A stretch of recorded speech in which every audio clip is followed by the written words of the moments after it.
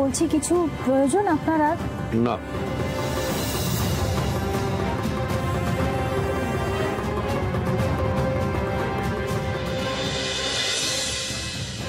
Hello, আমি জানি তুমি বদলাবে না।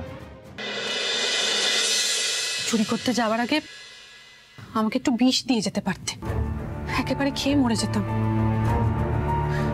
এই বাড়িতে দিন রাত উঠতে বসতে সবার কথা শুনতে হয়, এরপর তো কারোর দিকে চোখ তুলে তাকিয়ে কথা পর্যন্ত বলতে পারবো না। রাইমা, রাইমা, আমার অন্যায় হয়ে গেছে। সত্যি সত্যি আমার খুব বড় অন্যায় হয়ে গেছে।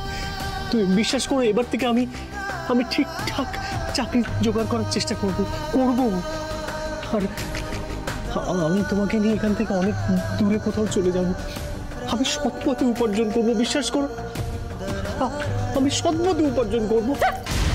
তোমার এই একই কথা আমি এর আগে অনেকবার শুনেছি। তুমি কিচ্ছু করতে পারবে না, কিচ্ছু করতে পারবে না তুমি। I promise. জামাই দাদা,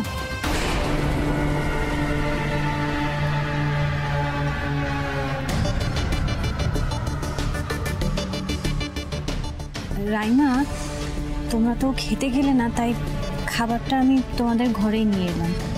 খুব ভালো করেছো বড় বৌদি, খুব ভালো করেছো। খাবারটাই ঘরে নিয়ে এসেছো। হ্যাঁ, আমরা দুজন একসঙ্গে খেয়ে নেবো। তা কি মিশিয়ে এনেছো খাবারে বড় বৌদি?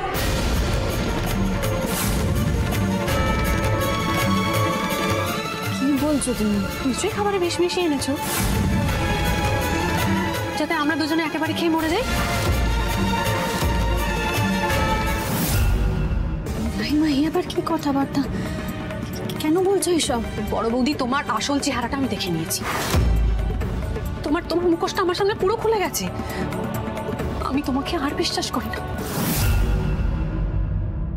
তুমি একটা বিশ্বাসঘাতক। এর থেকে বেশি খুব ভালো হতো যদি তুমি সত্যি সত্যি আমাদের খাবারে বিষ মিশিয়ে আনতে। তো যদি একেবারে খেয়ে মরে যেতাম, অনেক বেশি শান্তি পেতাম, জানো তো, অনেক বেশি শান্তি।